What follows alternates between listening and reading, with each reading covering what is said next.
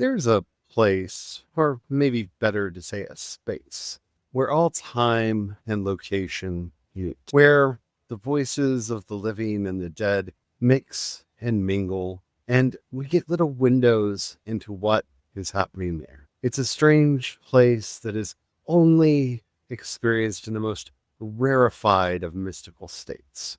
In Star Wars, this is called the world between worlds. We call it journeying. And it is a very important aspect of our practice, but it comes with its own dangers and caveats. Let's talk about the world between worlds today as we walk together down creation.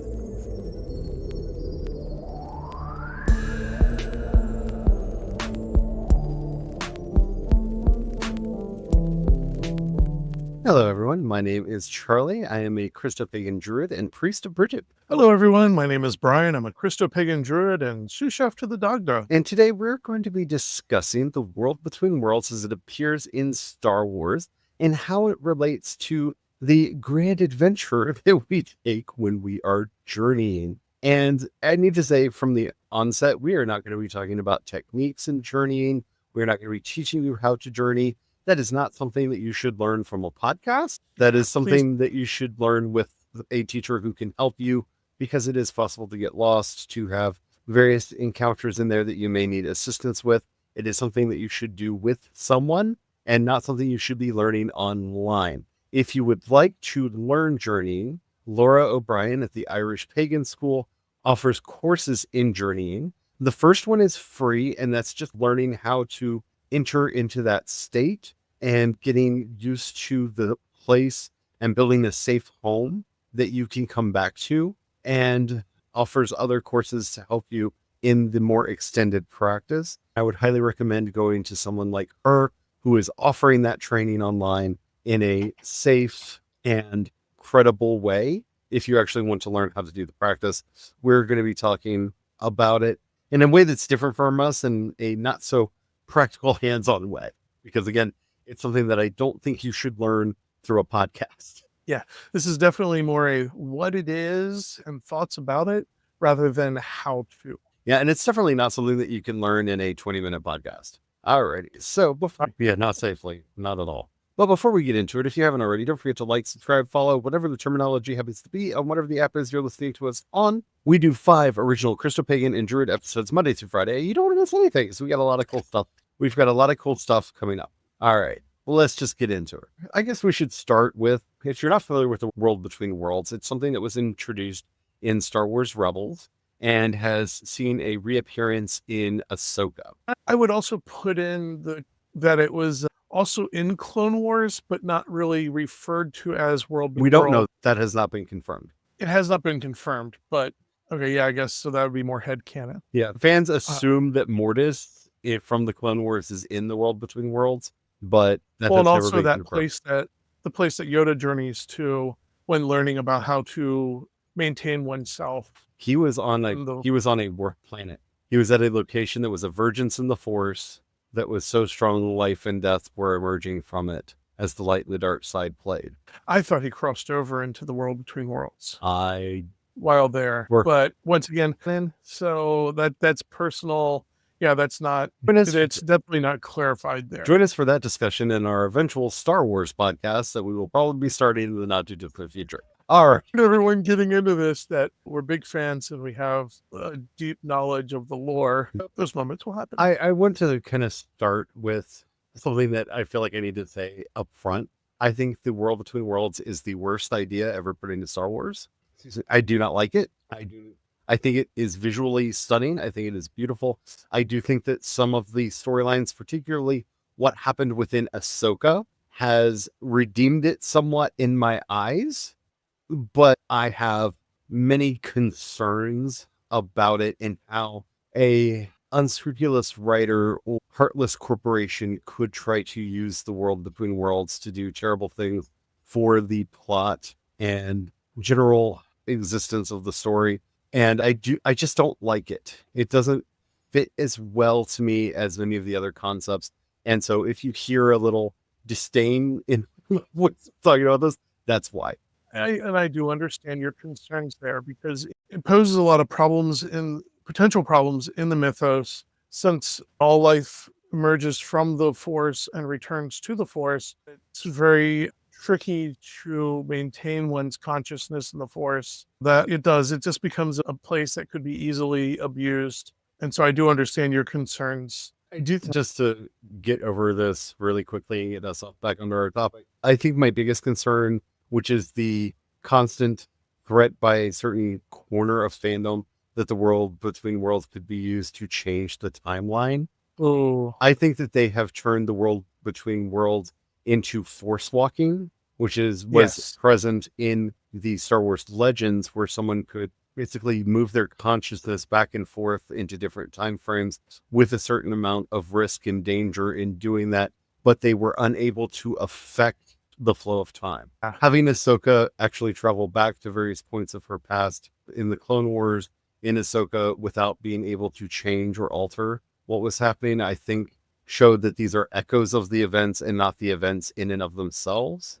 That's also how I interpreted what happened in Rebels, because in Rebels, they do show him pulling her through the Force, saving her from Vader, but also from being trapped on that planet. I believe that their position there is that was something that always happened. That was actually part of the timeline. There was no changing history. This is all Star Wars canon stuff that isn't relevant to what we're talking about. I'm just saying, I have a lot of disdain for this element of the lore, and so you might hear that. Where this connects to what we practice and what we experience in Druidry is there is a world between worlds, and that is the great ocean, the great endless sea that we navigate while we are journeying. This is the realm of Manannán Mac Lir, who is the great guide, and one that must be dealt with carefully while traversing the seas. We see the various islands that we journey to in a lot of the stories from Irish mythology, from the, I think, maybe most famous in the Voyage of Bran. Each of these islands represents, in a way, its own realm. From the famous ones like Turnanoe to islands like Avalon in the more Brythonic Welsh context. These are places that are out there, that are worlds in and of themselves. They often have rules in and of themselves in the way that they operate and in the way that they function, but they are places that the spirit can travel either through journeying or in the afterlife. Tech Dawn, the House of Dawn, being one of these islands, which is also actually a literal island off of the southwestern coast of Ireland. You can actually go and visit it now. There's actually an island there. One of the benefits for that traveling is to try to gain deeper insight and wisdom, kind of like how you've seen it used in Ahsoka. Goes in there and has this interaction with Anakin, whether that, and the benefit of that in the end is she gains a deeper understanding and is able to come to peace with her past experiences and her feelings of guilt and emotional attachments. And a practitioner could, through these travelings, have similar encounters to help them process grief or other emotional attachments, to help them process. This is work that's really well suited for kind of the first entry stages of journeying, which is, we actually have a meditation on our Holosed podcast, which is going into the sacred grove within us, this kind of safe space, this island that is attached to us and is built from and for our own mental formations, so that it is a safe place for us to occupy and work in. And you'll notice that in my version of the Grove meditation, you see a stream going by. That is the stream that leads out to the sea, but do not travel on that until you have thoroughly and truly prepared. All of the meditations that we have offered for that all take place within this kind of safe space. You can encounter a lot of things when you go down into the grove, and some of these are going to be memories that arise.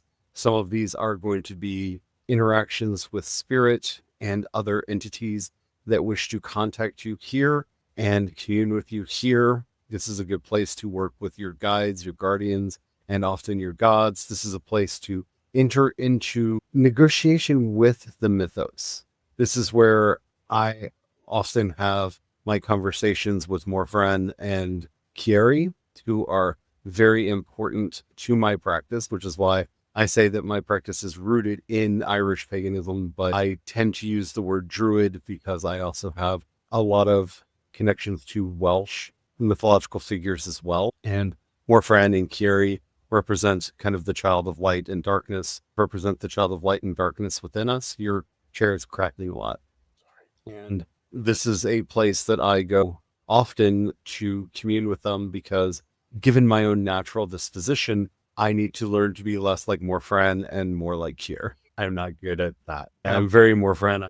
I just want to go into my dark room and lock myself in and just be with my books and not go out into the light. So working with Morfran helps me to learn to accept those parts of me, and working with Kieri helps me to get comfortable with the other side of things, how to step out and be more open in the world. Yeah, I found it to be a fun place to go to, especially when I want to do some deep contemplating of things, because it's a space beyond time. So it gives me a chance to spend as long as I need to contemplating deep thoughts without having to spend a lot of time contemplating deep thoughts. If that doesn't make sense, don't worry. Just explain that. Like, I will often set a time where I'm going to spend 30, 45 minutes in the grove, and I'll set that timer before going in. And it can sometimes feel like I'm there for days. And then the 30-minute timer starts ringing like a bell, and I know that it's time for me to return to my body, return to myself, and continue on with the other things that I was going to do that day. Because remember what we're talking about, time works different in the other world. Time works different in the other world. That's one of the things I really love about the story of Bran and their journeys. So much time passes while they're out journeying because they don't realize. It's one of the cautionary tales that comes out of that is passage of time is very different. And it's one of the reasons why timers is so important, because your body is still here experiencing the passage of time. You'll need to eventually eat and drink and take care of biological requirements, and you won't know how long you've actually been in the other world while you're in the other world. And also remember, when they returned to the shore, one of the sailors was so excited he jumped out of the boat, and as he approached the shore, he aged a year for every step that he took and collapsed his bone in dust on the shore. Because he didn't realize he had been drinking so long, his body was long gone. Yeah, we have to be mindful of this. And it's yet again one of the reasons why we put that big caveat in the beginning. Make sure to, if you want to learn the how-tos, definitely have an instructor, make sure there's somebody who's trusted, and go through and learn all the pre-work necessary to be safe or safer, because there are a lot of dangers, just the mild dangers, even type of journey we're talking about where we're just going into the grove, the passage of time being different. I have a friend who will probably always be institutionalized. She journeyed without aid on her own, and not all of her has come back. And so she requires a lot of assistance. Yeah, a lot of her is lost. And so far, nothing anyone has done, from the doctors to those of us who practice, have been able to do to try to do soul repair and she have worked, because we don't know where she went, what she was doing. We don't know any of that. Yeah, because that's the other thing is when you're that lost in the woods, anybody trying to find you, odds are they're going to also be that lost. Now, I'm not trying to scare anyone with that story, and I'm not saying that is common to have happened, but I'm saying that it can happen. Yeah, because that's the thing. A lot of the other folk are, and that's why they're called the kind ones. They're kind. They might, if somebody is recklessly wandering, oftentimes one of the kinder folk will find you and bring you back, or your fetch will find you and drag you back and scold you a lot for it. But not everything in the other world is. Yeah, not everything is kind. There are also those running around that have been banished because they wouldn't behave themselves. And you run into something like that, and they have their own intentions and desires and will take advantage of somebody wandering. And so one of the more interesting things in talking about the difference between this in our world and in the Star Wars context is we see that it requires very specific situations to enter the world between worlds. In Clone Wars, it was actual physical temple that had gates mystically inscribed into it that allowed this travel to happen. In Ahsoka's life force is not entirely her own. She was brought back to life through the sacrificial act of a goddess, the daughter, who gave her life so Ahsoka could live. And we see her with Ahsoka everywhere she goes. That was the main animal form of that goddess with her always. So Ahsoka and the daughter are unified in this way. They are connected in this way.